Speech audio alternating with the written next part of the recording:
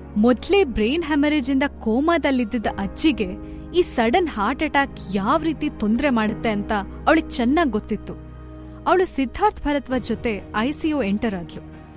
ಅಜ್ಜಿ ಮೆಡಿಕಲ್ ರಿಪೋರ್ಟ್ಸ್ನ ಚೆನ್ನಾಗಿ ಓದ್ಕೊಂಡಿದ್ರಿಂದ ಅವಳಿಗೆ ಅವ್ರ ಬಾಡಿ ಸ್ಥಿತಿ ಬಗ್ಗೆ ಅಂದಾಜಿತ್ತು. ಈ ಒಂದು ಹಾರ್ಟ್ ಅಟ್ಯಾಕ್ ಇಂದ ಅವ್ರ ಬಾಡಿ ಇನ್ನರ್ ಆರ್ಗನ್ಸ್ ಖಂಡಿತ ಹಾಳಾಗಿರುತ್ತೆ. ಅಜ್ಜಿ ಕೋಮಾದಿಂದ ಆಚೆ ಬಂದಿಲ್ಲ ಅಂದ್ರೆ ಅವರನ್ನ ಶಾಶ್ವತವಾಗಿ ಕಳ್ಕೋಬೇಕಾಗತ್ತೆ ಅಂತ ಆಯ್ರಾ ಯೋಚನೆ ಮಾಡ್ತಿದ್ಲು. ಮೇನ್ ಡಾಕ್ಟರ್ ಅವ್ರ ಮುಖಕ್ಕೆ ಹಾಕಿದ ಮಾಸ್ಕ್ನ ತೆಗೆದ್ರು. ಆಯ್ರಾಳದ್ದೇ ವಾಯ್ಸಿನ ಡಾಕ್ಟರ್ ಚೇತನ ತುಂಬಾ ಸುಂದರವಾಗಿದ್ರು. ಅವರು ಅಟ್ರಾಕ್ಟಿವ್ ಆಗಿ ಸ್ಮೈಲ್ ಮಾಡ್ತಾ ಸಿದ್ಧಾರ್ಥ್ ಕಡೆ ಹೋದ್ರು. ಸಿದ್ಧಾರ್ಥ್ ಸರ್, ನಿಮ್ ಅಜ್ಜಿ ಕಂಡೀಷನ್ ಇವಾಗ ಸುಧಾರಿಸಿದೆ, she is out of danger ಅಂತ ಭರವಸೆ ತುಂಬೋ ಹಾಗೆ ಅವ್ರಂದ್ರು. ಆದ್ರೆ ಆಯ್ರಾ ಟೆನ್ಷನ್ ಅಲ್ಲಿ ಇರೋದ್ನ ಗಮನಿಸಿದ ಸಿದ್ಧಾರ್ಥ್ಗೆ ಡಾಕ್ಟರ್ ಚೇತನ ಮಾತ್ ಕೇಳಿ ಭರವಸೆ ಮೂಡ್ಲಿಲ್ಲ. ಅವನು ಡಾಕ್ಟರ್ ಚೇತನನ್ನ ನೋಡ್ತಾ, ಇದ್ದಕ್ಕಿದ್ದ ಹಾಗೆ ಅಜ್ಜಿಗೇನಾಯ್ತು, ಇಷ್ಟ ದಿನ ಚೆನ್ನಾಗೇ ಇದ್ರಲ್ಲ ಅಂತ ಕೇಳ್ದ. ಡಾಕ್ಟರ್ ಚೇತನ ಸೀರಿಯಸ್ ಆಗಿ ರಿಪ್ಲೈ ಮಾಡಿದ್ರು, ಏನೂ ಮಾಡೋಕ್ಕಾಗಲ್ಲ ಸರ್, ಇವ್ರಿಗೆ ಆಲ್ರೆಡಿ 80 ವರ್ಷ ಆಗಿದೆ. ಪಾಪ ಅವ್ರ ದೇಹಕ್ಕೆ ನಾವ್ ಎಷ್ಟು ಅಂತ ಸೂಜಿ ಚುಚ್ಚೋದು, ಅದಕ್ಕೊಂದ್ ಲಿಮಿಟ್ ಇದೆ. ಅವ್ರ ಬಾಡಿ ಮೆಡಿಸಿನ್ನ ತಗೊಳ್ಳೋಷ್ಟು ಸ್ಟ್ರಾಂಗ್ ಇಲ್ಲ. ಅಚಾನಕ್ಕಾಗಿ ಹಾರ್ಟ್ ಅಟ್ಯಾಕ್ ಆಗಿದೆ. ಸಿದ್ಧಾರ್ಥ್ ಬೇರೇನು ಯೋಚಿಸೋ ಸ್ಥಿತಿಲಿರ್ಲಿಲ್ಲ. ಮಿಸ್ ಆಯ್ರಾ, ನೀವೀಗ ಅಜ್ಜಿಗೆ ಆಪರೇಷನ್ ಮಾಡ್ತೀರಾ ಅಂತ ಅವಳ ಕಡೆ ತಿರುಗಿ ಕೇಳ್ದ. ಆದ್ರೆ ಆಯ್ರಾಗೆ ರಿಪ್ಲೈ ಮಾಡೋಕೆ ಅವಕಾಶ ಕೊಡ್ದೆ ಡಾಕ್ಟರ್ ಚೇತನ ಮಧ್ಯ ಮಾತಾಡ್ತಾ ಅಂದ್ರು, ವಾಟ್, ಈಗ್ಲಾ? ಆಗೋದಿಲ್ಲ, she is very weak. Doctor Chetana ತುಂಬಾ ಸಾಫ್ಟ್ ಆಗಿ ಮಾತಾಡಿದ್ಲು. ಅವಳ ಧ್ವನಿ, ಎಕ್ಸ್ಪ್ರೆಷನ್ ಎಲ್ಲ ನೋಡ್ತಿದ್ರೆ ತುಂಬಾ ಒಳ್ಳೆ ಹುಡುಗಿ ಅನ್ನೋ ಹಾಗೆ ಕಾಣಿಸ್ತಿದ್ಲು. ತುಂಬಾ ಚಿಕ್ಕ ವಯಸ್ಸಲ್ಲಿ ಫೇಮಸ್ ಆಗಿದ್ರಿಂದ ಅವಳಿ ಹಾಸ್ಪಿಟಲ್ ಅಲ್ಲಿ ಚೀಫ್ ಡಾಕ್ಟರ್ ಆಗಿದ್ಲು. ಆಯ್ರಾ ಚೇತನ ಮಾತಿಗೆ ಏನೂ ರಿಪ್ಲೈ ಮಾಡ್ಲಿಲ್ಲ. ಅಲ್ಲೇ ಮಲ್ಗಿದ್ದ ಸಿದ್ಧಾರ್ಥ್ ಅಜ್ಜಿನ ಸೈಲೆಂಟ್ ಆಗಿ ಒಬ್ಸರ್ವ್ ಮಾಡಿದ್ಲು. ಡಾಕ್ಟರ್ ಚೇತನ ಮತ್ತೆ ಮಾತ್ ಮುಂದುವರಿಸಿದ್ಲು, ಸಿದ್ಧಾರ್ಥ್ ಸರ್, ಈಗ ತಾನೇ ನಿಮ್ ಅಜ್ಜಿನ ಸಾವಿನ ದಡದಿಂದ ಪಾರ್ ಮಾಡಿದೀವಿ. ಈಗ ಆಪರೇಷನ್ ಮಾಡಿದ್ರೆ ಅವ್ರು ಖಂಡಿತ ಬದುಕಲ್ಲ ಅಂದ್ಲು. ಆಯ್ರಾ ಅಜ್ಜಿನ ಸ್ಕ್ಯಾನ್ ಮಾಡೋ ಹಾಗೆ ನೋಡಿದ್ಲು. ಆದಷ್ಟು ಬೇಗ ಅವ್ರಿಗೆ ಸರ್ಜರಿ ಅಗತ್ಯ ಇತ್ತು. ಅವ್ರ ದೇಹ ತುಂಬಾ ಅಂದ್ರೆ ತುಂಬಾ ವೀಕ್ ಆಗಿತ್ತು. ಹಾಗಂತ ಆಪರೇಷನ್ ಡಿಲೇ ಆದ್ರೆ ಬ್ರೈನ್ ಅಲ್ಲಿ ಹೆಪ್ಗಟ್ಟಿರೋ ಬ್ಲಡ್ ಆ ಬಾಡಿಗೆ ಬ್ಲಡ್ ಸರ್ಕ್ಯುಲೇಷನ್ ಆಗೋದನ್ನ ತಡೆಯೋ ಸಾಧ್ಯತೆ ಇತ್ತು. ಹಾಗೇನಾದ್ರೂ ತುಂಬಾ ಟೈಮ್ ಬ್ಲಡ್ ಸರ್ಕ್ಯುಲೇಷನ್ ಆಗದಿದ್ರೆ ಅಜ್ಜಿ ಯಾವತ್ತೂ ಎಚ್ಚರಗೊಳ್ಳೋ ಸಾಧ್ಯತೆನೇ ಇರಲಿಲ್ಲ. ವಾರ್ಡ್ ಒಳಗಡೆ ನಡೀತಿದ್ದ ಮಾತುಕತೆ ಕೇಳಿಸ್ಕೊಂಡ ಭರದ್ವಾಜ್ ಫ್ಯಾಮಿಲಿ ಮೆಂಬರ್ಸ್ ಹೊರಗಡೆ ಒಂದ್ ಸೀನ್ ಕ್ರಿಯೇಟ್ ಮಾಡಿದ್ರು. ರಮೇಶ್ ಮುಷ್ಟಿ ಬಿಗಿ ಹಿಡಿದು, ಡಾಕ್ಟರ್ ಏನ್ ಹೇಳ್ತಿದಾರೆ ಕೇಳಿದ್ರಾ? ನಮ್ ತಾಯಿ ತುಂಬಾ ವೀಕ್ ಆಗಿದಾರಂತೆ, ಅವ್ರಿಗೆ ಆಪರೇಷನ್ ಮಾಡೋದು ಕಷ್ಟ ಅಂತಿದ್ದಾರೆ. ಇಂಥ ಟೈಮಲ್ಲಿ ಡಾಕ್ಟರ್ ಸಂಯುಕ್ತ ಬಂದ್ರೂ ನಮ್ ತಾಯಿನ ಉಳ್ಸೋಕ್ ಆಗಲ್ಲ. Very sad. ಇದೆಲ್ಲ ಆಗಿದ್ದು ಸಿದ್ಧಾರ್ಥ್ ಕರ್ಕೊಂಡ್ ಬಂದ ಈ ಮಗು ರೋಹನ್ನಿಂದ. ಇವ್ನು ಬಂದಿಲ್ಲ ಅಂದ್ರೆ ನಮ್ಮಮ್ಮ ತುಂಬಾ ಚೆನ್ನಾಗಿರ್ತಿದ್ರು ಅಂತ ಹೇಳ್ದ. ಅವನ್ ಮಾತ್ಗೆ ತುಪ್ಪ ಸರಿಯೋ ಹಾಗೆ ಧನಂಜಯ್ ಕಂಟಿನ್ಯೂ ಮಾಡ್ದ, ಹೌದು, ನನ್ನಮ್ಮಂಗೆ ಅವತ್ತೇ ಹೇಳ್ದೆ, ಇದೆಲ್ಲೋ ತಿಪ್ಪೆಯಲ್ಲಿ ಬಿದ್ದಿರೋ ಮಗು ನಮ್ ಸಿದ್ಧಾರ್ಥ್ಗೆ ಬುದ್ಧಿ ಇಲ್ದೆ ತಗೊಂಡ್ ಬಂದಿದ್ದಾನೆ ಅಂತ. ಇವನನ್ನ ಮನೇಲಿ ಇಟ್ಕೊಳ್ಬೇಡ ಅಂತ ಬಡ್ಕೊಂಡೆ. ಬಟ್ ಅವ್ರು ಕೇಳಿಸ್ಕೊಳ್ದೆ ಈ ರೋಹನ್ನ ಅವ್ರ ಹತ್ರನೇ ಬಿಟ್ಕೊಂಡ್ರು. ಅವನ್ ಜೊತೆಲೆ ಯಾವಾಗ್ಲೂ ಕಾಲ ಕಳೀತಿದ್ರು. ಈಗ ನೋಡಿ ಎಂಥ ಪರಿಸ್ಥಿತಿ ಬಂತು ಅವರಿಗೆ. ಇವ್ರ ಮಾತ್ ಕೇಳಿಸ್ಕೊಂಡ ಧನಂಜಯ್ ಹಿರಿ ಮಗ ಹೇಳ್ದ, ಹೋಗ್ಲಿ ಬಿಡಿ ಅಪ್ಪ, ರೋಹನ್ ಮೆಂಟಲಿ ಅಬ್ನಾರ್ಮಲ್ ಅಲ್ವಾ, ಅವ್ನ್ ಬೇಕಂತಲೇ ಇದೆಲ್ಲ ಮಾಡಿರಲ್ಲ. ಅವ್ನ್ ಬ್ರೈನ್ ಕೆಲ್ಸ ಮಾಡ್ದೆ ಹೀಗೆಲ್ಲ ಆಗ್ತಿದೆ ಅಷ್ಟೆ. ಅಜ್ಜಿನ ತಳ್ಳಿದ್ರೆ ಅವ್ರು ಬೀಳ್ತಾರೆ ಅಂತ ರೋಹನಿಗೆ ಗೊತ್ತಿರ್ಲಿಲ್ವೇನೋ, ಅದಕ್ಕೆ ಅವನು ಅಜ್ಜಿನ ಮಹಡಿ ಮೇಲಿಂದ ತಳ್ಳಿಬಿಟ್ಟಿದ್ದಾನೆ ಅಂತ ಸರ್ಕಾಸ್ಟಿಕ್ ಸ್ಮೈಲ್ ಮಾಡ್ತಾ ಹೇಳ್ತು. ಧನಂಜಯ್ ಕೊನೆ ಮಗ ರೋಹನ್ ಏಜವ್ನು. ಅವ್ನ್ 5 ವರ್ಷದ ಹುಡ್ಗನೇ ಆದ್ರೂ ನೋಡೋಕೆ 10 ವರ್ಷದವನಾಗೆ ಬೆಳ್ಕೊಂಡಿದ್ದ. ಅವ್ನ್ ಓವರ್ ವೇಟ್ ನೋಡಿ ಎಲ್ರೂ ಅವನಿಗೆ ಫ್ಯಾಟಿ ಅಂತಾನೆ ನಿಕ್ ನೇಮ್ ಇಟ್ಟಿದ್ರು.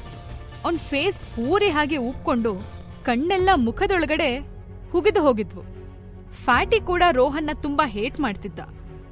ಮನೆಯವರೆಲ್ಲ ರೋಹನ್ನ ಕೊಲೆಗಾರ ಅಂತ ಕರಿತಿದ್ರು. ಆ ಹುಡ್ಗನೂ ಅವನನ್ನ ಹಾಗೆ ಕರೆದ. ಐಸಿಯು ಡೋರಲ್ಲಿ ಕಣ್ತುಂಬ ನೀರ್ ತುಂಬಿಕೊಂಡು ಅಳೋಕ್ ರೆಡಿ ಆಗಿದ್ದ ರೋಹನ್ ಹತ್ರ ಫ್ಯಾಟಿ ಬಂದ. ಯು ರಾಸ್ಕಲ್, ನೀನ್ ನಿನ್ನ ಮುತ್ತಜ್ಜಿನ ಮರ್ಡರ್ ಮಾಡೋಕ್ ನೋಡಿದೀಯಾ? ನಾನ್ ನಿನ್ನ ಸುಮ್ನೆ ಬಿಡಲ್ಲ ಅಂತ ರೋಹನ್ ಕಾಲರ್ ಹಿಡಿದು ಎಳ್ಕೊಂಡ. ಇನ್ನೊಂದ್ ಕೈನ ಫೋರ್ಸ್ ಅಲ್ಲಿ ರೋಹನ್ ಕೆನ್ನೆ ಕಡೆ ಬೀಸ್ದ. ಸಿದ್ಧಾರ್ಥ್ ಆಯ್ರಾ ನೋಡಿ, ಆಪರೇಷನ್ ಬಗ್ಗೆ ನಿಮ್ ಒಪಿನಿಯನ್ ಏನು ಅಂತ ಕೇಳ್ದ. ಅಷ್ಟ್ರಲ್ಲಿ ಫ್ಯಾಟಿ ರೋಹನ್ಗೆ ಆವಾಜ್ ಹಾಕಿದ್ ನೋಡಿ ಅವನು ಐಸಿಯು ಇಂದ ಸ್ಪೀಡಾಗಿ ಆಚೆ ಓಡ್ ಬಂದ. ಸಿದ್ಧಾರ್ಥ್ ಮೈಂಡ್ ಫುಲ್ ಬ್ಲಾಂಕ್ ಆಗಿತ್ತು. ಕೋಪ ನೆತ್ತಿಗೇರ್ತು. ಸಿಟ್ಟಿಂದ ಅವನ್ ಫ್ಯಾಟಿ ಕೈ ಹಿಡಿದು ದೂರಕ್ಕೆ ತಳ್ದ. ಇದನ್ನ ನೋಡಿ ಆ ಹುಡ್ಗನಪ್ಪ ಧನಂಜಯ್ ಕೋಪದಿಂದ ಕಿರುಚ್ಕೊಂಡ. Siddharth, what is this? ಮಕ್ಕಳನ್ನ ಹೀಗ್ ಟ್ರೀಟ್ ಮಾಡೋದಾ? ಚಿಕ್ಕಪ್ಪ, ಮೊದ್ಲು ನಿಮ್ ಮಗನಿಗೆ ಹೇಗ್ ನಡ್ಕೋಬೇಕು ಅನ್ನೋದನ್ನ ಕಲ್ಸಿ. ರೋಹನ್ ತುಂಬಾ ಸಾಫ್ಟ್, ಅವನಿಗೆ ಕೈ ಮಾಡಕ್ ಹೊರಟಿದ್ದಾನೆ ನಿನ್ ಮಗ. ನೋಡ್ಕೊಂಡ್ ಸುಮ್ನೆ ನಿಂತಿದ್ದೀರಲ್ಲ. ನೀವ್ ನಿಮ್ ಮಗನ ಕಂಟ್ರೋಲ್ ಮಾಡಿಲ್ಲ ಅಂದ್ರೆ ನಾನ್ ಮಾಡ್ಬೇಕಾಗತ್ತೆ ಅಂತ ಸಿದ್ಧಾರ್ಥ್ ಕೋಪದಲ್ಲಂದ. ಧನಂಜಯ್ಗೆ ಮೈಯೆಲ್ಲ ಉರಿತು. ಓ, ನನ್ ಮಗ ಏನು ನಿನ್ ಮಗನ್ ಹಾಗೆ ಕೊಲೆಗಾರ ಅಲ್ಲ, ಅವನು ಸರಿಯಾಗೇ ಇದ್ದಾನೆ. ನೀನ್ ಮೊದ್ಲು ನಿನ್ ಮಗಂಗೆ ಬುದ್ಧಿ ಹೇಳು. ನಮ್ ತಾಯಿನ ಕೊಲ್ಲೋಕ್ ಹೊರಟಿದಾನಲ್ಲ, ಮೆಂಟಲ್ ಅಂತ ಅವನ್ ಹೇಳ್ದ.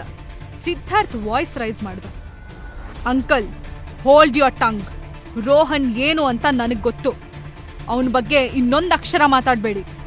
ಅಜ್ಜಿ ಹೇಗ್ ಬಿದ್ರೋ ನನಗ್ ಗೊತ್ತಿಲ್ಲ, ಆದ್ರೆ ಅದಕ್ಕೆ ರೋಹನ್ ಅಂತೂ ಕಾರಣ ಅಲ್ಲ ಅನ್ನೋದ್ ಮಾತ್ರ ನನಗ್ ಗೊತ್ತು. ನಾನ್ ಅವನನ್ನ ನಂಬ್ತೀನಿ ಅಂತ ಹೇಳ್ದ. ರಮೇಶ್ ಅವನ್ ಮಾತ್ಗೆ ರಿಪ್ಲೈ ಮಾಡ್ತಾ ಹೇಳ್ದ. ಸಿದ್ಧಾರ್ಥ್, ಎಲ್ಲ ನಿಜನೂ ಗೊತ್ತಾಗಿದೆ. ರೋಹನ್ ಅಜ್ಜಿನ ಮೆಟ್ಲಿಂದ ತಳ್ಳಿದಾನೆ ಅನ್ನೋದಕ್ಕೆ CCTV ಫೂಟೇಜಸ್ ಸಿಕ್ಕಿದೆ. ನಾವದ್ನ ಅಜ್ಜಂಗೂ ತೋರ್ಸಿದೀವಿ. ಅಜ್ಜ ಅದಕ್ಕೆ ಈ ಮಂತ್ ಎಂಡಲ್ಲಿ ಫ್ಯಾಮಿಲಿ ಮೀಟಿಂಗ್ ಕರೆದಿದ್ದಾರೆ. ಆ ಮೀಟಿಂಗ್ ಅಲ್ಲಿ ಅವ್ರು ರೋಹನ್ನ ನಮ್ ಮನೆಯಿಂದ ಮಾತ್ರ ಅಲ್ಲ, ನಮ್ ಭರದ್ವಾಜ್ ಫ್ಯಾಮಿಲಿಯಿಂದಾನೇ ಆಚೆ ಹಾಕ್ತೀನಿ ಅಂತ ಹೇಳಿದ್ದಾರೆ. ನೀನ್ ಎಲ್ಲದಕ್ಕೂ ರೆಡಿಯಾಗಿರು ಅಂತ ವಾರ್ನ್ ಮಾಡಿ ಅಲ್ಲಿಂದ ಆಚೆ ಹೋದ. ಸಿದ್ಧಾರ್ಥ್ ಸೈಲೆಂಟ್ ಆದ. ಕೂಡ್ಲೆ ಧನಂಜಯ್ ತಮ್ಮ ಫೋನ್ ತೆಗ್ದು ಸಿದ್ಧಾರ್ಥ್ ಎದುರು ಹಿಡಿದ್ರು. ಅದ್ರಲ್ಲಿ ಫೂಟೇಜಸ್ನ ಸಿದ್ಧಾರ್ಥ್ ನೋಡ್ದ. CCTV ಕ್ಯಾಮ್ರಾದಲ್ಲಿ ರೋಹನ್ ಕೈ ಚಾಚಿ ನಿಂತಿರೋದು ಕಾಣಿಸ್ತಿತ್ತು. ಅವನ್ ಎದುರುಗಡೆ ಇದ್ದ ಅಜ್ಜಿ ಮೆಟ್ಲಿಂದ ಉರುಳ್ಕೊಂಡ್ ಬೀಳ್ತಿದ್ಲು. ಯಾವ್ದೇ ಆಂಗಲ್ ಅಲ್ಲಿ ನೋಡಿದ್ರೂ ರೋಹನ್ನೇ ಅಜ್ಜಿನ ತಳ್ಳಿರೋ ಹಾಗೆ ಕಾಣಿಸ್ತಿತ್ತು. ಆದ್ರೆ ಸಿದ್ಧಾರ್ಥ್ ಅವನ್ ಮಗನ್ನ ತುಂಬಾ ನಂಬ್ತಿದ್ದ. ಅವನು ಈ ವಿಡಿಯೋ ಕೂಡ ನಂಬೋ ಸ್ಥಿತಿಲಿರ್ಲಿಲ್ಲ. ಅವನು ಧನಂಜಯ್ ಅವ್ರ ಫೋನಿಂದ ತನ್ನ ಮುಖ ಆಚೆ ತಿರುಗಿಸ್ದ. ಧನಂಜಯ್ ಮುಖದಲ್ಲಿ ಮಂದಹಾಸ ಇತ್ತು. ಈಗ ಸಿದ್ಧಾರ್ಥ್ಗಿರೋ ಆಪ್ಷನ್ ಅಂದ್ರೆ ಅಜ್ಜಿನ ಉಳಿಸ್ಕೊಳ್ಳೋದು. ರೋಹನ್ ಇನೋಸೆಂಟ್ ಅಂತ ಪ್ರೂಫ್ ಮಾಡಕ್ಕೆ ಅಜ್ಜಿ ಮಾತ್ರ ಸಾಕ್ಷಿ ಹೇಳ್ಬೇಕಾಗಿತ್ತು. ಅವಳನ್ನ ಉಳಿಸ್ಕೊಳ್ಳೋದು ಸಿದ್ಧಾರ್ಥ್ಗೆ ತುಂಬಾ ಇಂಪಾರ್ಟೆಂಟ್ ಆಗಿತ್ತು. ಎಲ್ರೂ ಅವನ್ ಮೇಲೆ ಆರೋಪ ಹೊರಿಸಿದ್ರು ರೋಹನ್ ಅವನ್ ಡ್ಯಾಡ್ ಹತ್ರ ನಾನ್ ಯಾವ್ ತಪ್ಪು ಮಾಡಿಲ್ಲ ಅಂತ ಒಂದ್ ಮಾತ್ ಹೇಳಿರ್ಲಿಲ್ಲ. ಅವನ್ ಯಾರೇ ಏನಂದ್ರೂ ಅನಿಸ್ಕೋತಿದ್ದ, ಅಷ್ಟೇ ಸೈಲೆಂಟ್ ಆಗಿರ್ತಿದ್ದ. ಸಿದ್ಧಾರ್ಥ್ಗೆ ಅವನ್ ಮಗನ್ ಮೇಲೆ ಯಾವ್ದೇ ಅನುಮಾನ ಇರ್ಲಿಲ್ಲ. ಅವನ್ ಎಷ್ಟೇ ಕಷ್ಟ ಆದ್ರೂ ರೋಹನ್ನ ಉಳಿಸ್ಕೋತೀನಿ ಅಂತ ಸ್ಟ್ರಾಂಗ್ ಡಿಸಿಷನ್ ಯಾವಾಗ್ಲೂ ತಗೊಂಡಾಗಿತ್ತು. ಅಲ್ಲಿ ನಡೀತಿದ್ ಯಾವ ಗಲಾಟೆನೂ ರೋಹನ್ ಕಿವಿಗೆ ಬೀಳಲೇ ಇಲ್ಲ. ಅವನು ICU ಡೋರ್ ಮುಂದೆ ನಿಂತ್ಕೊಂಡಿದ್ದ. ಅವನ್ ವಾರ್ಡ್ ಒಳಗಡೆ ಮಲಗಿದ್ದ ವಯಸ್ಸಾದ ಅವನ್ ಅಜ್ಜಿನ ನೋಡ್ತಾ ಇದ್ದ. ಅವನ್ ಮನ್ಸಿಗೆ ತುಂಬಾ ನೋವಾಗಿತ್ತು. ಅವಳ ಬಾಡಿ ಮೂವ್ ಆಗದೆ ಜೀವ ಇಲ್ದಿರೋ ಹೆಣದ ಹಾಗೆ ಬೆಡ್ಡಲ್ಲಿ ಬಿತ್ಕೊಂಡಿತ್ತು.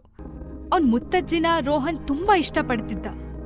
ಅವಳ ಮೇಲಿನ ಕಾಳಜಿಯಿಂದ ಅವನ್ ಕಣ್ಣಲ್ಲಿ ನೀರ್ ಬರ್ತಾ ಇತ್ತು. ಆ ಪುಟ್ಟ ಕಣ್ಗಳು ಬೆಂಕಿ ಉಂಡೆ ಹಾಗೆ ಹೊಳಿತಿದ್ವು. ಸಡನ್ ಆಗಿ ಅವನು ICU ವಾರ್ಡ್ ಒಳಗಡೆ ಓಡೋದ. ಮಮ್ಮಿ, ನನ್ನ ಅಜ್ಜಿನ ಉಳ್ಸು ಪ್ಲೀಸ್ ಮಮ್ಮಿ, ಅವ್ರು ತುಂಬಾ ಒಳ್ಳೆಯವರು ಮಮ್ಮಿ ಅಂತ ರೋಹನ್ ಆಯ್ರಾ ಕೈ ಹಿಡ್ಕೊಂಡು ಅಳೋಕ್ ಶುರು ಮಾಡ್ದ. ಆಯ್ರಾ ಅಜ್ಜಿ ಬಾಡಿನ ಕಂಪ್ಲೀಟ್ ಆಗಿ ಚೆಕಪ್ ಮಾಡಿದ್ಲು. ಅದೇ ಟೈಮ್ಗೆ ರೋಹನ್ ಬಂದು ಅವಳ ಕೈ ಹಿಡ್ಕೊಂಡಿದ್ದ. ಅವನ್ ಮಮ್ಮಿ ಅಂತ ಕರ್ದಿದ್ ಕೇಳಿ ಅವಳು ಶಾಕ್ ಆದ್ಲು.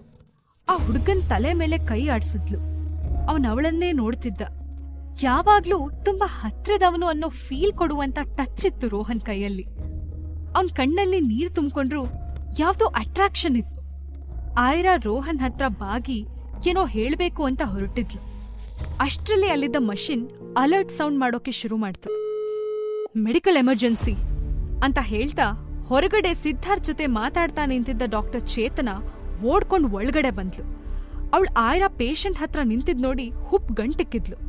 ಮಾಸ್ಕ್ ಹಾಕೊಳ್ತಾ, ಹೂ ಆರ್ ಯು? ಪೇಷಂಟ್ಗೆ ಇಷ್ಟ ಹತ್ರ ನಿಲ್ಬಾರ್ದು ಅನ್ನೋ ಕಾಮನ್ ಸೆನ್ಸ್ ಇಲ್ವಾ? ಆಚೆ ನಿಲ್ಲಿ ಅಂತ ಸ್ವಲ್ಪ ಕೋಪದಲ್ಲಿ ಹೇಳಿದ್ಲು. ಡಾಕ್ಟರ್, ಇವ್ರು ನಮ್ ಕಡೆಯವ್ರು, ಆಯ್ರಾ ಶರ್ಮಾ ಅಂತ. ನೀವ್ ಅಜ್ಜಿಗೆ ಟ್ರೀಟ್ ಮಾಡೋವಾಗ ಇವ್ರು ನಿಮ್ ಜೊತೆ ಇರ್ತಾರೆ. ಶಿ ಕ್ಯಾನ್ ಹ್ಯಾಂಡಲ್ ಎವ್ರಿಥಿಂಗ್ ಅಂತ ಕಾನ್ಫಿಡೆನ್ಸ್ ಅಲ್ಲಿ ಸಿದ್ಧಾರ್ಥ್ ಹೇಳ್ದ. ಡಾಕ್ಟರ್ ಚೇತನಾಗೆ ಆಯ್ರಾ ಅಲ್ಲಿರೋದು ಅಷ್ಟೇನು ಹಿಡಿಸ್ಲಿಲ್ಲ. ಬಟ್ ಸಿದ್ಧಾರ್ಥ್ ಮಾತ್ಗೆ ನೋ ಅನ್ನೋಕಾಗ್ದೆ ಅವಳು ಓಕೆ ಅಂತ ಹೇಳಿದ್ಲು. ಅಜ್ಜಿಗೆ ಇದ್ದಕ್ಕಿದ್ದ ಹಾಗೆ ಬ್ಲಡ್ ಪ್ರೆಷರ್ ಹೆಚ್ಚಾಗಿತ್ತು. ಮತ್ತೆ ICU ವಾರ್ಡ್ ಬ್ಯುಸಿ ಆಯ್ತು. ಸಿದ್ಧಾರ್ಥ್ ರೋಹನ್ನ ಕರ್ಕೊಂಡು ಆಚೆ ನಡೆದ. ಡಾಕ್ಟರ್ ಚೇತನ ಬೇಗ ಬೇಗ ಟ್ರೀಟ್ಮೆಂಟ್ ಮಾಡ್ತಿದ್ಲು. ಆಯ್ರಾ ಬುದ್ಧಿವಂತೆ. ಅವಳು ಸುಮ್ನೆ ಒಂದ್ ಕಡೆ ಸೈಲೆಂಟ್ ಆಗಿ ನಿಂತ್ಕೊಂಡು ಅವ್ರ ಕೆಲ್ಸನ ಒಬ್ಸರ್ವ್ ಮಾಡ್ತಿದ್ಲು. ಚೇತನ ಸೈಡಲ್ಲಿ ನಿಂತಿದ್ದ ಆಯ್ರಾ ಕಡೆ ಸರ್ಕಾಸ್ಟಿಕ್ ಆಗಿ ಸ್ಮೈಲ್ ಮಾಡ್ತಾ ಅಸಡ್ಡೆಯಿಂದ ಹೇಳಿದ್ಲು, ಮಿಸ್ ಐರಾ ಶರ್ಮಾ, ಸ್ವಲ್ಪ ಸೋಡಿಯಂ ನೈಟ್ರೋಪ್ರಸ್ನೈಡ್ ಕೊಡಿ. ಬ್ಲಡ್ ಪ್ರೆಷರ್ ಕಡಿಮೆ ಮಾಡೋಕೆ ಸೋಡಿಯಂ ನೈಟ್ರೋಪ್ರಸ್ನೈಡ್ ಒಳ್ಳೆ ಮೆಡಿಸಿನ್ ಆಗಿತ್ತು. ಐರಾ ಕೈಯಿಂದ ಮೆಡಿಸಿನ್ ಇಸ್ಕೊಂಡು ಪೇಷಂಟ್ಗೆ ಇಂಜೆಕ್ಟ್ ಮಾಡಿದ್ಲು ಚೇತನ. ಡಾಕ್ಟರ್ ಚೇತನಾಗೆ ಸ್ವಲ್ಪ ಈಗೋ ಜಾಸ್ತಿನೇ ಇತ್ತು. ಅವಳು ಐರಾ ಜೊತೆ ಅಷ್ಟೇನು ಮಾತಾಡ್ತಿರ್ಲಿಲ್ಲ. ಬದ್ಲಾಗಿ ವಾರ್ಡ್ ಇಂದ ಬೇಗ ಬೇಗ ಸಿದ್ಧಾರ್ಥ್ ಕಡೆ ಹೆಜ್ಜೆ ಹಾಕ್ತಿದ್ಲು. ಐರಾ ಅವಳನ್ನೇ ಫಾಲೋ ಮಾಡ್ತಾ ಸಿದ್ಧಾರ್ಥ್ ಎದುರುಗಡೆ ನಿಂತಿದ್ಲು. ಡಾಕ್ಟರ್ ಚೇತನ ಸ್ಟೈಲ್ ಆಗಿ ಮಾಸ್ಕ್ ರಿಮೂವ್ ಮಾಡ್ತಾ ಗಂಭೀರವಾದ ಫೇಸಲ್ಲಿ ಏನೋ ಹೇಳೋಕ್ ಹೊರಟ್ಲು. ಬಟ್ ಅವಳನ್ನ ನೆಗ್ಲೆಕ್ಟ್ ಮಾಡಿ, ಮಿಸ್ ಐರಾ ಶರ್ಮಾ, ನೀವು ಆಪರೇಷನ್ ಮಾಡೋಕೆ ಸಾಧ್ಯನಾ ಅಂತ ಕೇಳ್ದ. ಡಾಕ್ಟರ್ ಚೇತನ ಶಾಕ್ ಹೊಡೆದವಳ ಹಾಗೆ ಹಿಂತಿರುಗಿ ನೋಡಿದ್ಲು. ಐರಾ ಒಂದು ಬ್ಯೂಟಿಫುಲ್ ಸ್ಮೈಲ್ ಮಾಡಿದ್ಲು. ಡಾಕ್ಟರ್ ಚೇತನಾಗೆ ಸಹಿಸೋಕಾಗ್ಲಿಲ್ಲ. ಅವಳು ಹೇಳ್ದಾಗೆ ಇಷ್ಟು ದಿನ ಸಿದ್ಧಾರ್ಥ್ ಕೇಳ್ತಿದ್ದ. ಈಗ ಐರಾ ಮಧ್ಯ ಬಂದು ಅವಳ ಮಾತಿಗೆ ಬೆಲೆನೇ ಇಲ್ದಿರೋ ಹಾಗಾಯ್ತು. ಅದ್ರಲ್ಲೂ ಅವಳಿಗಿಂತ ಸುಂದರವಾಗಿದ್ದ ಐರಾ ನೋಡಿ ಅವಳಿಗೆ ಜೆಲಸ್ ಫೀಲ್ ಆಯ್ತು. ಮಿಸ್ಟರ್ ಸಿದ್ಧಾರ್ಥ್, ನೀವ್ ಏನ್ ಹೇಳ್ತಿದ್ದೀರಾ? ಈ ಸ್ಥಿತಿಲಿ ನಿಮ್ಮ ಅಜ್ಜಿಗೆ ಆಪರೇಷನ್ ಮಾಡಿದ್ರೆ ಅವ್ರು ಬದುಕೋದಿಲ್ಲ. ಅದು ತುಂಬಾ ಡೇಂಜರಸ್. ಅವರಿಗೆ ಹೈ ಬ್ಲಡ್ ಪ್ರೆಷರ್ ಇದೆ. ಅದಲ್ಲದೆ ಹಾರ್ಟ್ ಕೂಡ ತುಂಬಾ ವೀಕ್ ಆಗಿದೆ. ಆಪರೇಷನ್ ಮಾಡಿದ್ರು ಸಕ್ಸಸ್ ರೇಟ್ ಕೇವಲ 30% ಅಷ್ಟೇ. ಸಿದ್ಧಾರ್ಥ್ ತೀಕ್ಷ್ಣವಾಗಿ ನೋಡ್ದ. ಆಪರೇಷನ್ ಮಾಡ್ದಿದ್ರೆ ಮತ್ತೇನು ದಾರಿ ಇಲ್ವಲ್ಲ ಅಂತ ತಲೆ ತಗ್ಗಿಸ್ದ. ನೀವ್ ಆತ್ರವಾಗಿ ಆಪರೇಷನ್ ರೆಡಿ ಮಾಡ್ಕೊಂಡ್ರೆ ಪೇಷಂಟ್ 70% ಸಾಯೋ ಸಾಧ್ಯತೆ ಇದೆ. ಇಷ್ಟೆಲ್ಲಾ ಕಷ್ಟಪಟ್ಟು ನೀವು ಆಪರೇಷನ್ ಮಾಡಿದ್ರು ಅವ್ರು ಎಷ್ಟು ದಿನ ಬದುಕ್ತಾರೆ? ಇನ್ನೊಂದು 3 months ಅವ್ರು ಬದುಕಬಹುದಷ್ಟೇ. ನಾನ್ ಹೇಳಿದ್ ಸರಿನಾ ಡಾಕ್ಟರ್ ಐರಾ ಶರ್ಮಾ ಅಂತ ಚೇತನ ಕೇಳಿದ್ಲು. ಅವಳು ಹೇಳಿದ್ರಲ್ಲಿ ಏನೂ ತಪ್ಪಿರ್ಲಿಲ್ಲ. ಹೌದು ಅನ್ನೋ ಹಾಗೆ ಐರಾ ತಲೆ ಅಲ್ಲಾಡ್ಸಿದ್ಲು. ಸಿದ್ಧಾರ್ಥ್ ಐರಾ ಏನಾದ್ರೂ ಹೇಳ್ತಾಳ ಅಂತ ನೋಡ್ತಾ ಇದ್ದ. ಡಾಕ್ಟರ್ ಚೇತನ ಭರದ್ವಾಜ್ ಫ್ಯಾಮಿಲಿಯವ್ರನ್ನ ಒಂದ್ಸತಿ ನೋಡಿ ಲೋ ವಾಯ್ಸಲ್ಲಿ ಸಿದ್ಧಾರ್ಥ್ಗೆ ಮಾತ್ರ ಕೇಳೋ ಹಾಗಂದ್ಲು. ನೀವ್ ಓಕೆ ಅಂದ್ರೆ ನನ್ನ ಹತ್ರ ಒಂದ್ ಪ್ಲಾನ್ ಇದೆ, ಹೇಳ. ಅವಳ ಪ್ಲಾನ್ ಬಗ್ಗೆ ಸಿದ್ಧಾರ್ಥ್ಗೂ ಇಂಟ್ರೆಸ್ಟ್ ಇರ್ಲಿಲ್ಲ. ಅವನ್ ಪ್ರಕಾರ ಆಪರೇಷನ್ ಬಿಟ್ರೆ ಬೇರೆ ದಾರಿ ಇರ್ಲಿಲ್ಲ. ಡಾಕ್ಟರ್ ಚೇತನ ಮತ್ತೆ ಹೇಳಿದ್ಲು, ನಾನು ದ ಫೇಮಸ್ ಡಾಕ್ಟರ್ ಜೋಸೆಫ್ ಅವ್ರ ಶಿಷ್ಯೆ. ಕೆಲವೊಂದು ಟ್ರಿಕ್ಸ್ ಮತ್ತೆ ಕ್ರಿಟಿಕಲ್ ಮೆಡಿಸಿನ್ನ ನಾನು ಸ್ವತಃ ಫೈಂಡ್ ಔಟ್ ಮಾಡಿದ್ದೀನಿ. ಮತ್ತೆ ನಿಮ್ ಪ್ರಾಬ್ಲಮ್ಗೆ ಒಂದ್ ಸೊಲ್ಯೂಷನ್ ಹುಡುಕಿದ್ದೀನಿ. But it's risky. ನೀವ್ ಈ ವಿಷಯನ ಯಾರಿಗೂ ಹೇಳ್ಬಾರ್ದು. ಬಿಕಾಸ್ ಕ್ರಿಮಿನಲ್ ಕೇಸ್ ಆಗುತ್ತೆ. ಅದರಿಂದ ನನಗೂ ಹಾಸ್ಪಿಟಲ್ಗೂ ಪ್ರಾಬ್ಲಮ್ ಆಗಬಹುದು ಅಂತ ಅವಳು ಇನ್ನಷ್ಟು ಲೋ ವಾಯ್ಸಲ್ಲಿ ಹೇಳಿದ್ಲು. ಐರಾ ಮತ್ತೆ ಸಿದ್ಧಾರ್ಥ್ ಇಬ್ರು ಗಾಬ್ರಿಲಿ ಒಬ್ರು ಮುಖ ಒಬ್ರು ನೋಡ್ಕೊಂಡ್ರು. ಜೀವನದ ನಿಗೂಢವಾದ ಕಥೆಯನ್ನ ತಿಳ್ಕೋಬೇಕಂದ್ರೆ ಈಗಲೇ ಡೌನ್ಲೋಡ್ ಮಾಡಿ ಪಾಕೆಟ್ FM ಮತ್ತು ಕೇಳಿ ಐರಾ. ಲಿಂಕ್ ಡಿಸ್ಕ್ರಿಪ್ಷನ್ ನಲ್ಲಿ ಇದೆ.